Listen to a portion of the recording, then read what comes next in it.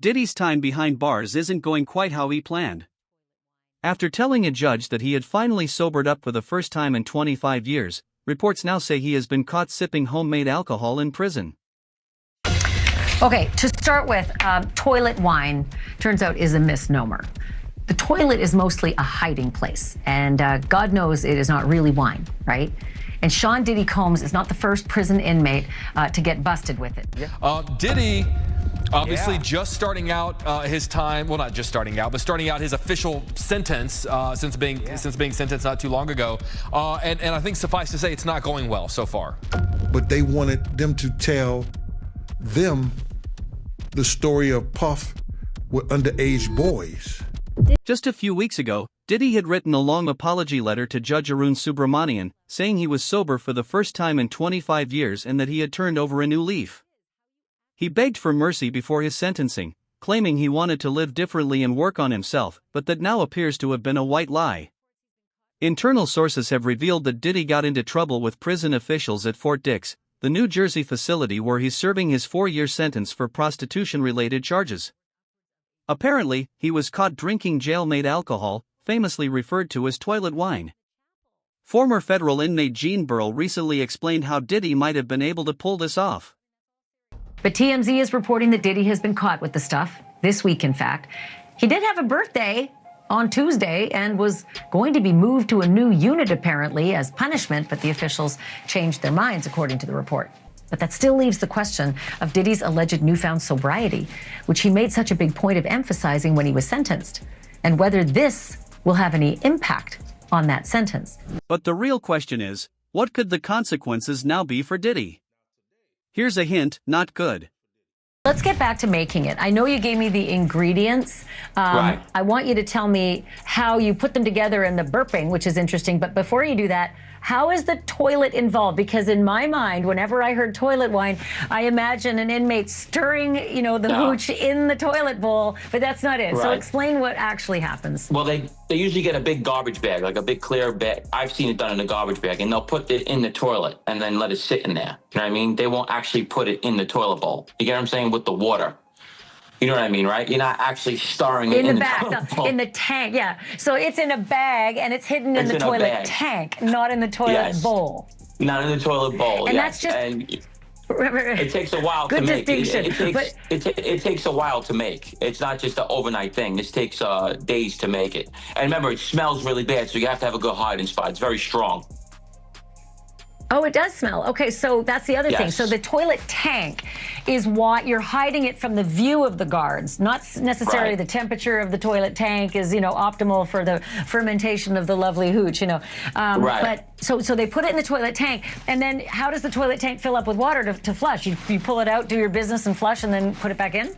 When prison officials were asked about the situation, they said they had no information. But according to Diddy's team, people shouldn't jump to conclusions.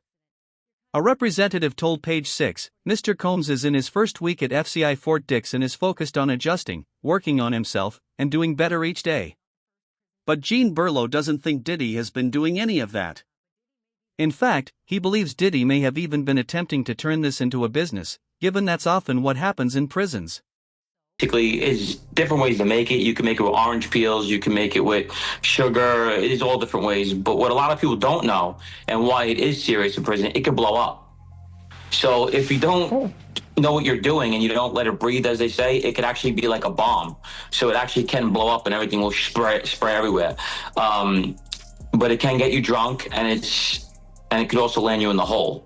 So, I mean, I don't know as far as them saying he's going to move him out of the unit.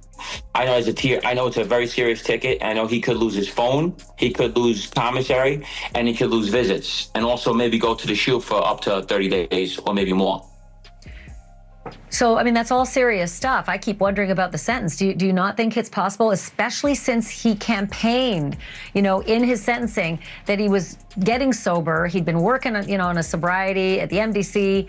And now he's at Fort Dix. And if this is true, if the report's true, might they say, well, screw it. You're not getting your 15% off your federal sentence? Right. So it don't work like that. But every ticket in the feds, if it's a certain degree ticket, you will lose some good time. It's a far cry from the Diddy the world once knew, the flashy music mogul throwing wild white parties and living a non-stop, high-energy lifestyle. Now, he's wearing a gray beanie, a thick blue prison coat, and a scruffy beard that makes him look years older. Recent pictures from the Fort Dix yard show him smiling and talking with other inmates, a shadow of the man who once ruled the charts and red carpets. Before being locked up, Diddy wrote in his apology letter that prison had forced him to face himself. "I literally lost my mind," he admitted. "I'm sorry for that and always will be." He blamed his past behavior on alcohol and drugs, saying, "I lost my way. My downfall was rooted in my selfishness. I have been humbled and broken to my core." He continued, "The old me died in jail and a new version of me was born. Prison will change you or kill you. I choose to live." Diddy's lawyers had actually requested that he be placed at Fort Dix because it's a low-security facility. But even this low-security environment hasn't proven entirely safe for him. Just a couple of weeks ago, he was allegedly attacked in prison and woke up with a knife at his throat. Like I said, these people that usually do make it are very good at it, and they actually charge to make it. So in prison, in federal prison, everything's a business. So he probably paid somebody to actually hold that in their cell and make it for his birthday. I guess it was his birthday that came up, and they will make this alcohol beverage for you. But what's confusing to me is that when you're in the feds, usually there's a crooked CO that'll just bring you in an actual bottle of vodka. So I don't know why they even made it. Serious? Yes.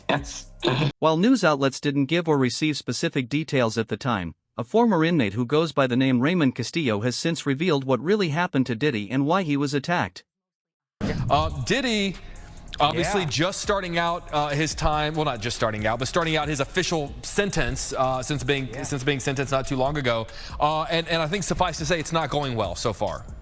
Yeah, no, you're absolutely right. I mean, he's got 4 years and change that he's going to ultimately have to serve, although he has served already a year as he awaited his trial and then went through his trial. So ultimately probably he was going to serve about 2.5 years or so, but it's still serious time that he's going to have to serve. And he has already, at least if you listen to people close to Diddy, been the victim of violence behind bars. So there was an incident that we first learned about 2 weeks ago during Diddy's sentencing hearing, and he said, I was sleeping in my bed in the prison. It's a federal detention facility in Brooklyn called MDC Brooklyn, and there are federal inmates who are in many cases waiting for their trial as well.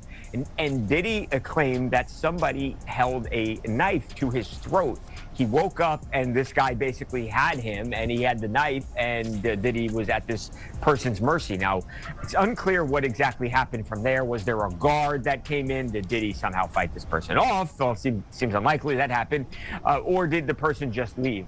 Bottom line, this guy, at least according to people close to Diddy and Diddy himself, could have hurt him badly or even taken his life.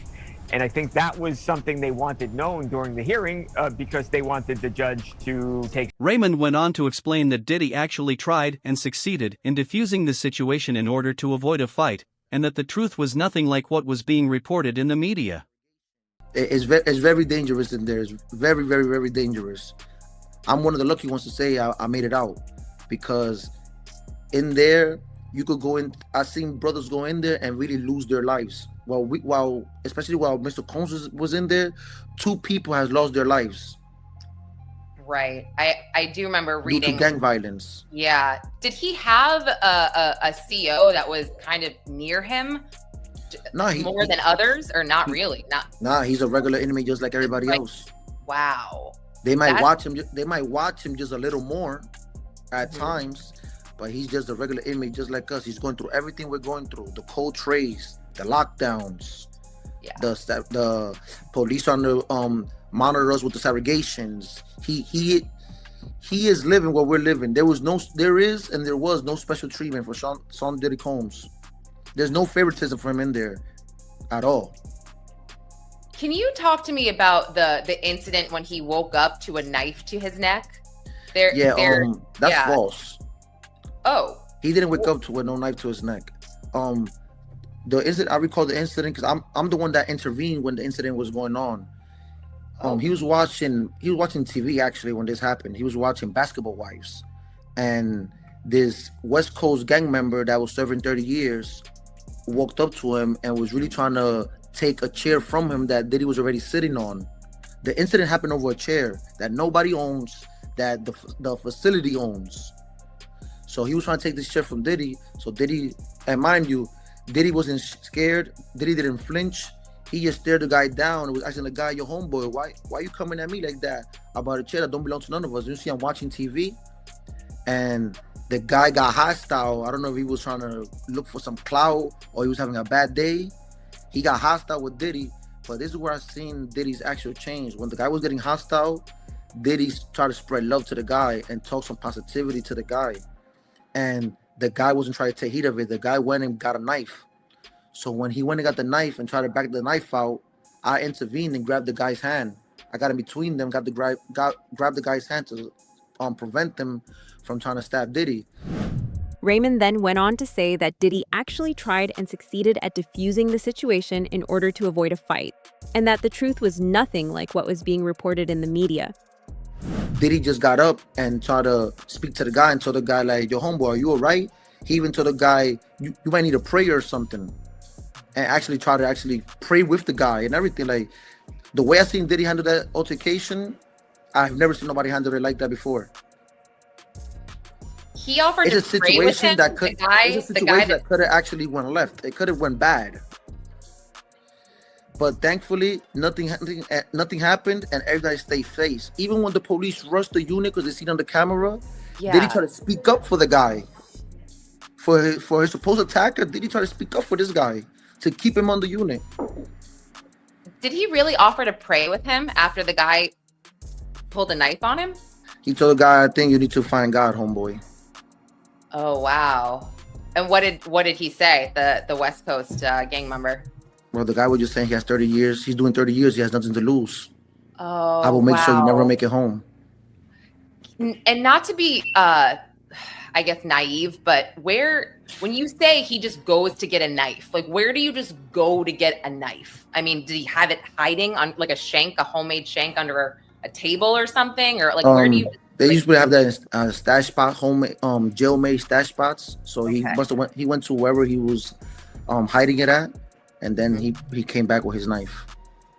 Wow. I mean, do you know if, you say stash spots, do you know if Diddy was ever offered any drugs in prison or anything jail, anything like that? And he was no. Diddy did involve himself with no negativity. Wow. That's crazy. That story got totally twisted in the media. I mean, and I know this was months ago, but that got completely twisted. It was reported that a guard or a CO actually broke it up, that fight, but it was you. Yes. Now, it's interesting that Diddy has already been attacked in prison, because many people have claimed he's going to have a target on his back simply due to the amount of dirt he allegedly has on some very, very powerful people. In fact, an ex-mobster has even claimed that Diddy has Epstein-esque links back to the CIA and that he might be too dangerous if left alive. So are you saying too, let me stop you here, that Epstein made a lot of his money through blackmailing wealthy people? He did, but he was protected because Jeffrey Epstein by himself couldn't blackmail someone like Les Wexner, who has connections to the Genovese crime family. Who's ever the blackmail mark has to know, if you touch Jeffrey Epstein, there's going to be retribution. The only way that Jeffrey Epstein could blackmail some of the most powerful people, not only in the country, but in the world. I didn't think that far into this, that he could have been, a CIA operative, if you want to call him that, being used by the CIA to blackmail politicians and powerful people. Some as young as 10 years old. 10 years old. Those were allegations in the Epstein and the Diddy case. And people are covering it up. And they're complicit in it. And the media keeps their mouths shut. They'd rather go after Trump for some BS thing that happened in a hotel room in 2006. A payoff to an alleged that Trump denies. There's no real evidence to show that. In the Diddy case, there's evidence. There's videos. He blackmailed people. So did Epstein. Where are these files? Where are the videos? Why are we not seeing them? We want to know who's involved in this. Because those videos will show who visited the Epstein mansion and who visited Diddy's. But where does this rabbit hole really lead? Who is going to get caught in the crossfire if the Epstein files and any Diddy footage end up being released? Can we really trust the people leading us? Those are all very important questions, and it seems that the people protecting Diddy are determined to prevent the answers from ever coming to light. In fact, there are now whispers that Tupac's case may be reopened in light of the recent Keefe D trial to make sure Diddy stays quiet. So it should come as no surprise that Pac's brother has now conveniently begun giving interviews online about how he thinks Diddy may have been involved in his brother's death. I do want to kind of get maybe a thought around this thing that's happening with Puff. He is behind bars. Does that give you any closure, or what does that do for you to see that? Because I can imagine it could be very conflicting. Yeah, because I don't champion putting young black men in jail, right? Jail period. That ain't but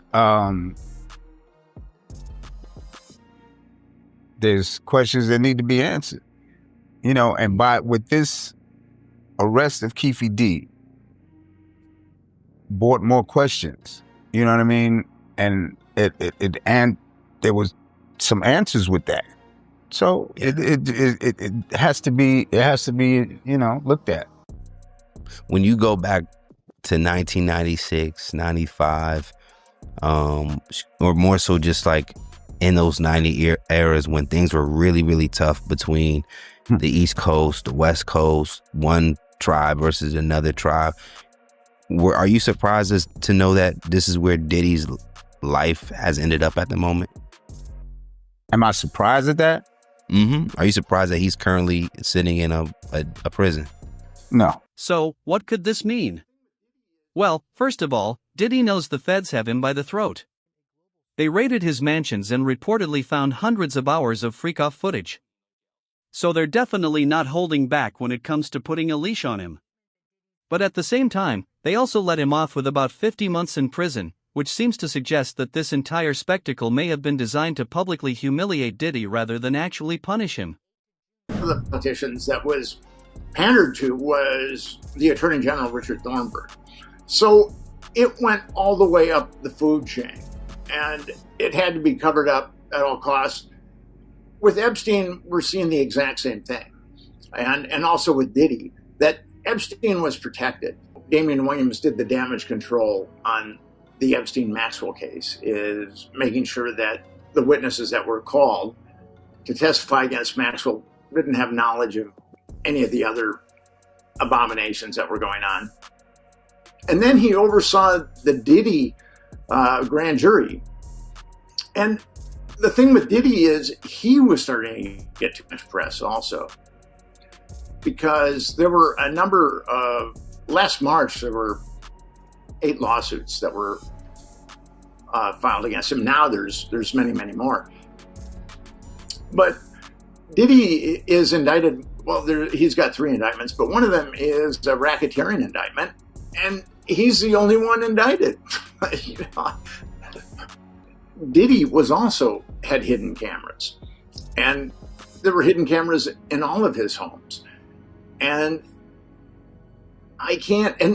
what kind of struck me as perplexing is usually the FBI serves search warrants for human trafficking. It was Homeland Security that served the search warrant on Diddy, and the search warrants were served in Los Angeles and also Miami, but they emanated from the Southern District. So Damian Williams had his paws on the search warrant, just make sure that that they did damage control. And Damian Williams is really, really dirty in all of this, and he retired or resigned from being a U.S. attorney about 2 or 3 weeks ago. I started making a lot of noise about him. I don't know if I had anything to do with his resigning, but on some of the bigger podcasts I've been on, I've pointed him out that he's really been very, very dirty. Anybody who covers up child trafficking. And at this point, there's probably, I think, with Busby's cases, there's probably 20 minors involved. There were, in the first 8 cases, 2 of them were minors. With his alleged depravity exposed to the world and his public image and businesses destroyed, Diddy can no longer return to the life he once had. And the feds will always have more evidence they can use against him. But for now, it seems he may still be of use to them, especially since President Donald Trump has mentioned that he is considering pardoning Diddy. Diddy is telling other inmates at Fort Dix, the prison where he is now serving his sentence, telling them that he is going to be pardoned by Donald Trump early next year. We know this based on sources who are at Fort Dix, and he is telling people that, and we can't say how we know, but on the outside we have confirmed that's true, that he is telling people that, so this is a real thing. So this is not just him trying to buddy up to people in the yard. He's saying this based on information that he is getting. Yep. That it's still on the table. So we told you that literally the day after he was sentenced, somebody from his legal team contacted somebody who has President Trump's ear, somebody in the White House, asking for a pardon. The next day, Donald Trump was informed about this, and then a day or 2 later, he told the news media that. We then posted a story that Trump was vacillating on whether to do it or not. There were people in the White House who were urging him not to, but as one of the White House sources told us, he's going to do what he wants to do. And now it looks like when you connect the dots, it sounds like this is a real thing. I mean, if I had to bet money at this point, right? My bet is Donald Trump's going to pardon Diddy. And if you're Diddy and you're at Fort Dix, you don't go around saying that unless you have some reason, because you're gonna look stupid, right? You're gonna be there for 2 years. You're you're just meeting these inmates. They probably think you're full of it anyway, right? So you won't say it unless you have actual information. Yeah, am I sure? And as if on cue, just a few days ago, media outlets began reporting that Diddy has received a small win in court, one that could potentially speed up his fight to get out of prison sooner. A judge has agreed to fast-track his appeal just days after Diddy was moved to a federal prison in New Jersey to begin serving his 50-month sentence. U.S. Circuit Court Judge Beth Robinson approved Diddy's request in a short, 2-paragraph order. His lawyers are hoping this move could shave time off his sentence if the appeal goes in his favor. Maybe he's got a plan. Well, he's always got a plan. Based on everything we know, my money is on Diddy will be a free man by March. What's interesting, and honestly, based on a phone call that I made a few minutes ago, maybe much sooner. Hey, it's Marie from Bellingham, Washington. I don't think anybody should count their chickens before they're hatched. It's rather unfortunate, but President Trump seems to flip-flop back and forth depending on which way the wind is blowing. So I think Diddy better just hang on. Yeah, that is also true. I mean, like, if you're true. Diddy, like, yes, you can be confident. But here's the difference. Here's the difference. You're right that the wind can blow both ways, but Donald Trump is kind of an impulsive guy. When it blows Diddy's way, he may pull the trigger and then just act. Right. And that's what I think is going to happen here. According to the judge, Diddy's legal team has until December 23rd to file their brief, essentially, their full argument outlining why they believe the conviction should be overturned. The government will have until February 20th to respond, and then Diddy's team will have one more opportunity to reply by March 13th. If everything stays on schedule, oral arguments, where both sides present their cases directly to the judges, could begin as early as April. These seemingly unusual concessions to Diddy from the courts, combined with rumors that Donald Trump may consider pardoning him, have only fueled speculation that Diddy and the government may already have some kind of back-channel arrangement. This idea has been speculated about for a long time, and Gone Deal even suggested something similar recently on the Valiant podcast. Do you think Diddy was an FBI informant? Do you think the feds had him? I think that they knew about him a long time ago, and there's certain situations that came out, like this guy, paperwork, found some information where Puff was seeing a federal agent in D.C. And it popped up. He had an appointment with a federal agent in D.C. What year? And I think 91. Somewhere when he was that early. That early. I don't know why or what was the situation. It came out. Wow. Diddy seen with a federal agent in 91. That's way before he becomes somebody. Yeah, but you got to realize he was doing a lot of parties. He was doing a lot of things in D.C. And I think it was possibly because there was an incident when some people died. Got it.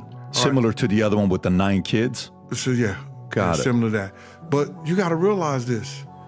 At somebody, a certain person, and I'm not going to speak his name because I said I wasn't going to speak their name. They was offered a proffer agreement in 2011. But they wanted them to tell them the story of Puff with underage boys at their proffer agreement in 2011, brother. What he did and yeah.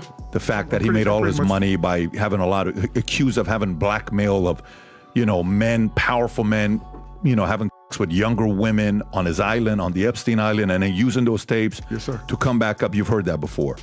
Would you speculate and say that Diddy is the music mogul version of what Epstein did in the financial industry with politics? I would say that might be a possibility. Okay, but not based on things that you've seen and, you've heard from people that you personally know. No. Okay. I couldn't say that. Got it. Interesting. Why else do you think they would raid his Miami and LA home? When that happened, what did you see? When you saw there, why are they doing this? Well, I think it's probably to more so either protect the people that he do have information on or because of what he did and he riled up some people in the business and they trying to show them how powerful they really are. Right now, Diddy's official release date is May 8, 2028, but he could be released earlier if he earns good behavior credits or completes certain prison programs. He has already served 14 months since his arrest back in September 2024. And with this new appeal underway, his team is hoping that the clock might start ticking even faster. For now, though, ex-mob member Michael Franzese believes Diddy will, for the most part, find his time in prison relatively manageable. Because of the fact that he's a money guy, I think he's going to have more friends than he will enemies. And in a medium security, normally nobody's looking to shank you. When you get into the higher institutions, when people are doing, a ton of time and there's no way you can benefit them, then you got a little more problem. But in a medium security, I don't think he'll have an issue at all. I really don't. He can be too much of a benefit to inmates that are always looking for something. And he could be a golden ticket for some people, at least in their mind. Do you see Diddy getting out of prison earlier than expected? Should he have received a longer sentence? Let us know in the comments.